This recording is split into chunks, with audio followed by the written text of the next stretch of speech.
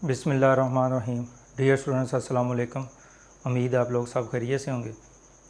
Quadratic equation के हवाले से हम जो पिछले लेक्चर डिस्कस कर चुके हैं, इसमें एक तो हमने क्वाड्रेटिक इक्वेशन को जो है वो स्टडी किया था कि क्वाड्रेटिक इक्वेशन क्या होती है, फिर उसको कैसे हम स्टैंडर्ड फॉर्म में कन्वर्ट करते हैं।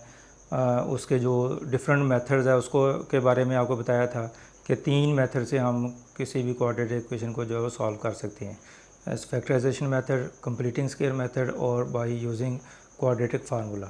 तो इससे जो पिछले लेक्चर्स हैं इसमें हमने फैक्टराइजेशन मेथड से किस तरह इसको सोल्यूशन साइड जो फाइंड किया जा सकता है उसको स्टडी कर चुके हैं। फिर उससे पिछले लेक्चर जो हमारा था उसमें हम कंप्लीटिंग स्क्वायर मेथड जो है इसको भी डिस्कस कर चुके हैं। तो आज जो है वो हमारा बहुत ही एक इम्पॉर्टेंट जो है वो टॉपिक है कि how we can derive quadratic formula, यानी क्वाड्रेटिक फार्मूला यूज़ करते हुए कैसे फैक्टराइजेशन की जा सकती है। लेकिन उससे पहले आज का जो लेक्चर है इसमें हम क्वाड्रेटिक फार्मूला ड्राइव करना सीखेंगे कि क्वाड्रेटिक फार्मूला क्या है और ये कैसे बनाया जा सकता है, इसको किस तरह ड्राइव किया जा सकता है। तो सबसे पहले हम इसको आज देखेंगे और फिर उससे नेक्स्ट जो हमारा लेक्चर होगा इंशाल्लाह उसमें हम इस क्वाड्रेटिक फार्मूले को यूज़ करके फैक्टराइजेशन और कंप्लीटिंग स्क्वायर के अलावा भी हम इक्वेशन को सॉल्व करने का जो मेथड है वो सीखेंगे। तो आज का जो हमारा टॉपिक है वो है how we find quadratic formula. अब यहाँ पे आपको जो पेपर के पॉइंट ऑफ व्यू से क्वेश्चन आ सकता है वो ये है कि solve by completing square method, कि ये आपको जनरल इक्वेशन दे दी जाए और आपको कहा जाए कि ये कंप्लीटिंग स्क्वायर मेथड से जो है वो इसको सॉल्व करें।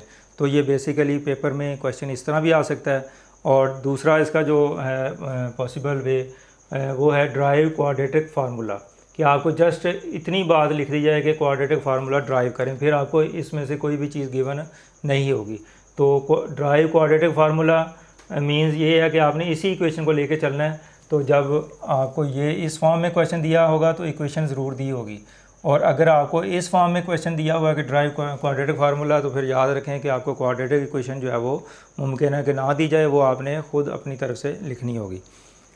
तो अब दोनों सूरतों में जैसे भी ये क्वेश्चन हो तो हम इसको देखते हैं, यानी इस इक्वेशन को भी अगर आप सॉल्व करें तो एंड में जो आपका आंसर आना है वो क्वाड्रेटिक फार्मूला ही हम उसको कहेंगे। तो एक्चुअली ये जो इक्वेशन आपको दी गई है या क्वाड्रेटिक फार्मूला आपने ड्राइव करना है, तो ये फैक्टराइजेशन मेथड से तो नहीं हो सकता, क्योंकि इसमें ए बी सी की वैल्यू हमारे पास अननोन है, तो इसकी फैक्टराइजेशन जो है वो पॉसिबल नहीं है। तो हम इसको कंप्लीटिंग स्क्वायर मेथड ही से करते हैं, यानी जो क्वाड्रेटिक फार्मूला है ये बेसिकली कंप्लीटिंग स्क्वायर मेथड से ही इसको ड्राइव किया जाता है। तो कंप्लीटिंग स्क्वायर मेथड वही है जो हम पिछली एक्सरसाइज में डिस्कस कर चुके हैं, पिछले एक्सरसाइज तो यही है, लेकिन इसके जो पिछले क्वेश्चन जो हैं जो हमारा लेक्चर था उसमें हम क्वाड्रेटिक इक्वेशन को कंप्लीटिंग स्क्वायर मेथड से जो वो सॉल्व करने का मेथड सीख चुके हैं, और इसके जो स्टेप्स हैं वो भी आपके सामने लिखे हुए हैं क्वाड्रेटिक इक्वेशन को सॉल्व करने के कंप्लीटिंग स्क्वायर मेथड से। तो आज जो हम क्वाड्रेटिक फार्मूला ड्राइव करने जा रहे हैं तो बेसिकली इसमें भी यही स्टेप जो है वो इन्वॉल्व होंगे। Let's start. अब आपको a square plus b x plus c is equal to zero, ये इक्वेशन जो है वो दी गई है। इसमें ए जो है is not equal to zero, यानी अगर ए ज़ीरो होगा तो ये टर्म टोटली ख़त्म हो जाएगी, तो फिर ये लीनियर इक्वेशन बनेगी, ये क्वाड्रेटिक रहेगी नहीं। तो पहले लेक्चर में मैंने आपको ये एक्सप्लेन किया हुआ कि ए नॉट इक्वल टू ज़ीरो का क्या मीनिंग है। तो अब हमारे पास अगर तो ये इक्वेशन दी हुई है तो वो लिख लें, अगर आप ड्राइव क्वाड्रेटिक फार्मूला लिख रहे हैं तो फिर भी आपको ये इक्वेशन जो है वो लिखनी पड़ेगी। तो अब इसमें पहला स्टेप क्या होगा? पहला step, right an equation in standard form. तो अब देखेंगे ऑलरेडी जो हमने इक्वेशन लिख दी है ये पहले से ही स्टैंडर्ड फॉर्म में है, एक्स स्क्वायर फिर एक्स फिर constant is equal to zero. इसका मतलब स्टेप 1 जो है वो इसके करने की ज़रूरत हमें नहीं है। अब स्टेप 2 में हम क्या करते हैं, make coefficient of x square 1, कि एक्स का जो कोफिशिएंट है वो 1 होना चाहिए। अब यहाँ पे कोफिशिएंट ए है, तो अब ए को रिमूव करने के लिए क्या करेंगे, dividing by A on both sides. अब पूरी इक्वेशन को आप ए पे डिवाइड कर देंगे, तो ए एक्स स्क्वायर इसको भी ए पे डिवाइड कर दिया, फिर बी एक्स ओवर ए इसको भी ए पे डिवाइड कर दिया, फिर सी को भी ए पे डिवाइड कर दिया और ज़ीरो को भी ए पे डिवाइड कर दी, यानी तमाम टर्म्स को दोनों तरफ आपने ए पे डिवाइड कर देना। ये हमारा स्टेप 2 होगा। अब इसको ज़रा सिंप्लीफाई कर लें, ये एक्स स्क्वायर आ जाएगा, ये कैंसिल हो जाएगा, ये बी ओवर ए इंटू एक्स इस फॉर्म में भी लिखा जा सकता है, इस तरह भी लिखा रहे हैं तो कोई मसला नहीं है, लेकिन चूँकि बी और ए कांस्टेंट है इसलिए हमने इसको अलग कर दिया। इसी तरह ये सी ओवर ए और ज़ीरो ओवर समथिंग जो है वो ज़ीरो होता है, ये ऑलरेडी मैं आपको बता चुका हूँ पिछले लेक्चर में। तो ये हमारे पास after converting coefficient of x square into 1, तो ये हमारे पास इक्वेशन आ चुकी है। तो इसमें एक्स स्क्वायर का कोफिशिएंट जो है वो 1 हो चुका है। अब नेक्स्ट स्टेप क्या है कि shift constant term to right.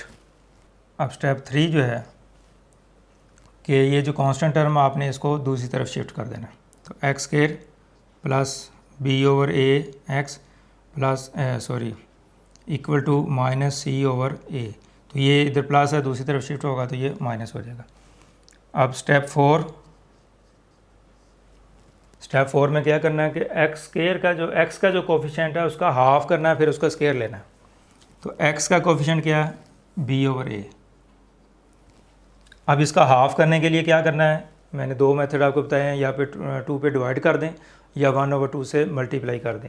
चूँकि ये ऑलरेडी फ्रैक्शन में है तो इसलिए बेहतर है कि आप इसको 1/2 से मल्टीप्लाई कर दें। तो अगर कैंसिल होते हैं तो कहीं मुमकिन हो तो कर दें, और अदरवाइज़ ये मल्टीप्लाई ऊपर वाला ऊपर मल्टीप्लाई हो जाएगा और डिनोमिनेटर आपस में मल्टीप्लाई हो जाएंगे 2a। तो ये इसका हाफ हो गया। अब इसका आपने स्क्वायर लेना है, तो b/2 होल स्क्वायर। तो अब आप स्टेप 4 में क्या करेंगे, जो x का कोफिशिएंट आया है उसका हाफ किया, फिर उसका स्क्वायर लिया, फिर उसको दोनों तरफ ऐड कर देना। अब यहाँ पे आप लिखेंगे add b/2a whole square on both sides. तो स्टेप 4 में आपने ये ऐड कर देना है। उसके बाद स्टेप 5 अभी आपने उसमें क्या करेंगे, complete square on left hand side.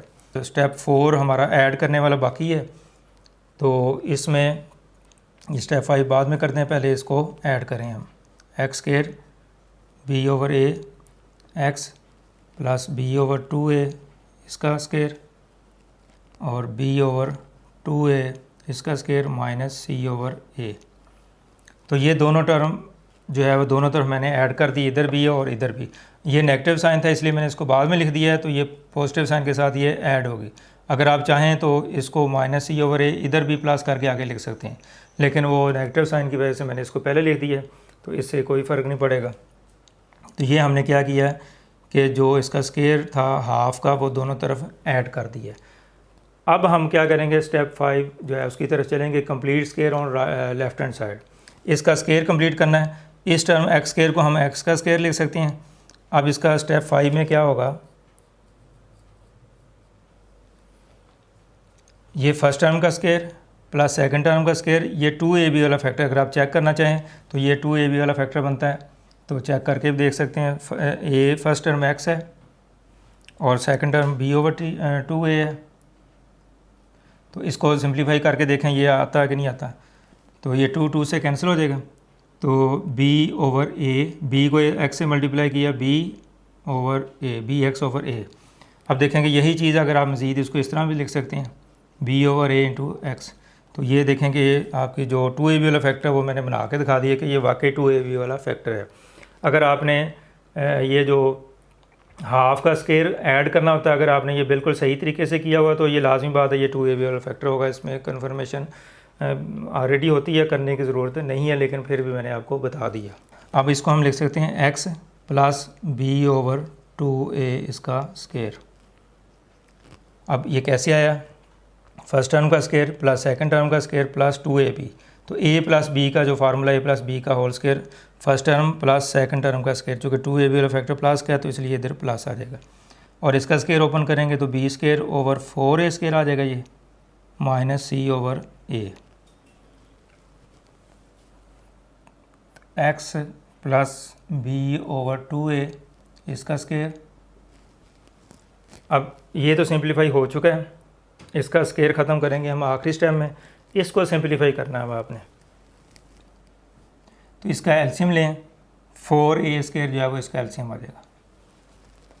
4a square LCM अब 4a इस एलसीएम को इस पे डिवाइड करना है आपने, तो 1 आएगा। वैसे भी ये सेम है तो ऊपर वाला वैसे लिख देते हैं, तो बी स्क्वायर को 1 से मल्टीप्लाई किया तो बी स्क्वायर।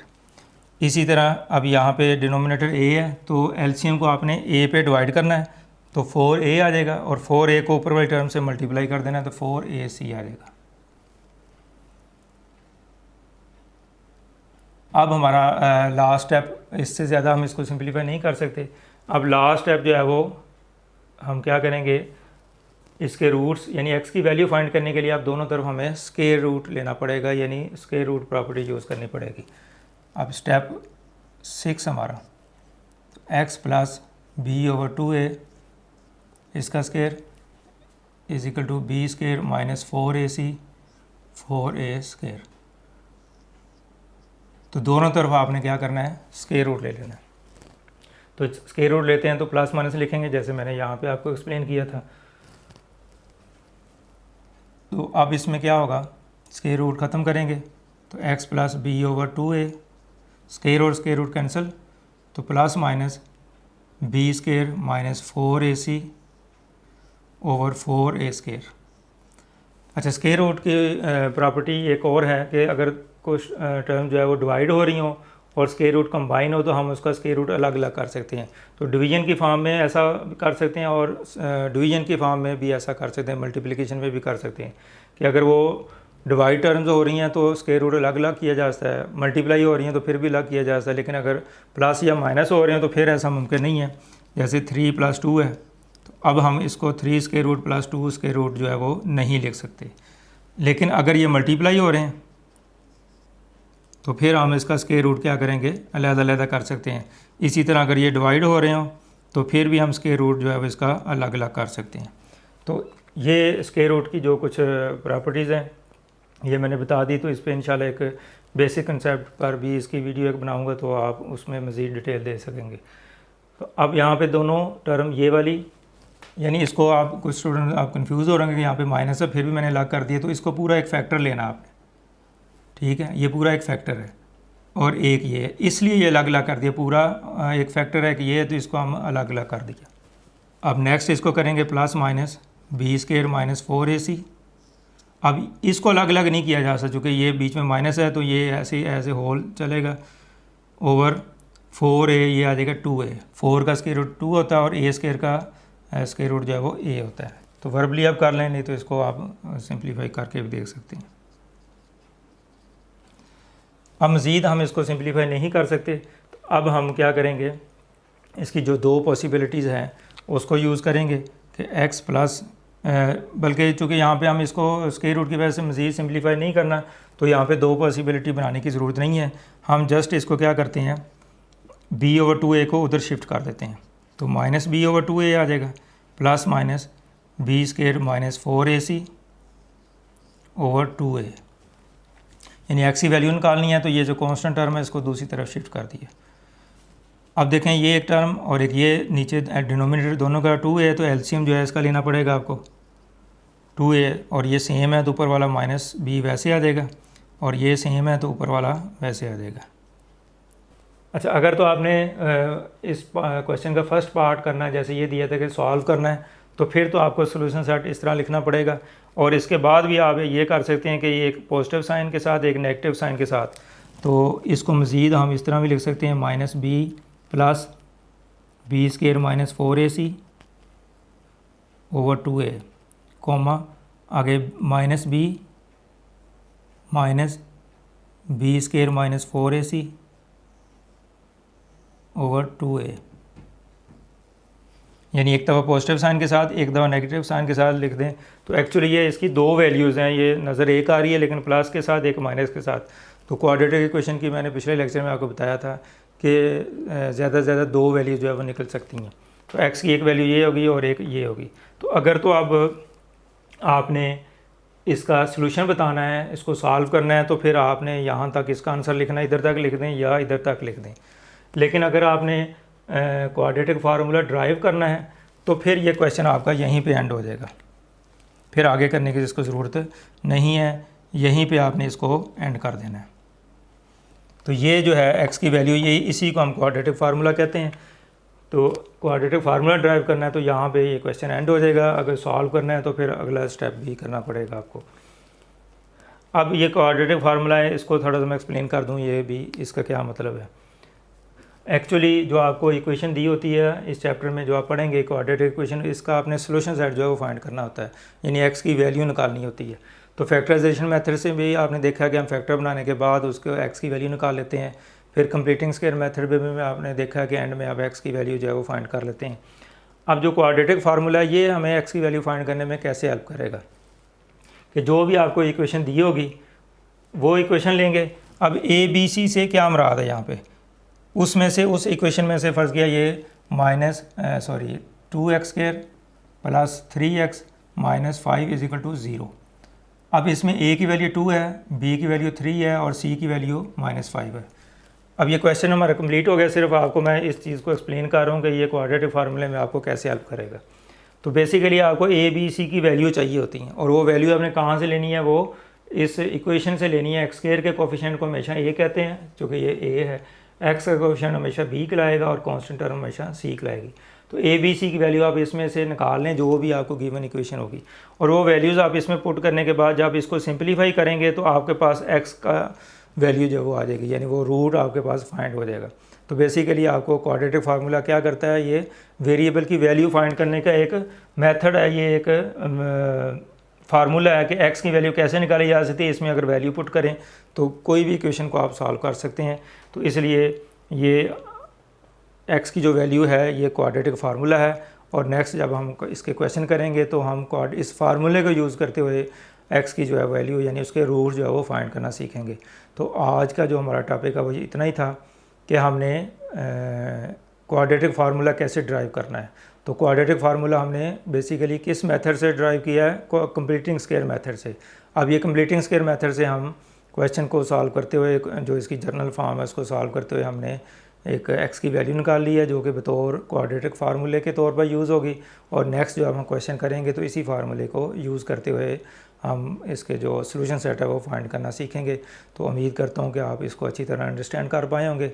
तो इसकी मज़ीद प्रैक्टिस कर लें ताकि अगली जो आपका लेक्चर है वो आपके लिए ईजी हो जाए। तो अब आपसे इजाज़त चाहता हूँ। लास्ट पे अगर आपको ये अच्छा लगा ये लेक्चर मेरा तो इसको लाइक भी करें और दोस्तों के साथ शेयर ज़रूर करें ताकि मैक्सिमम जो स्टूडेंट्स हैं वो इससे फ़ायदा उठा सकें। आपका बहुत शुक्रिया। अल्लाह।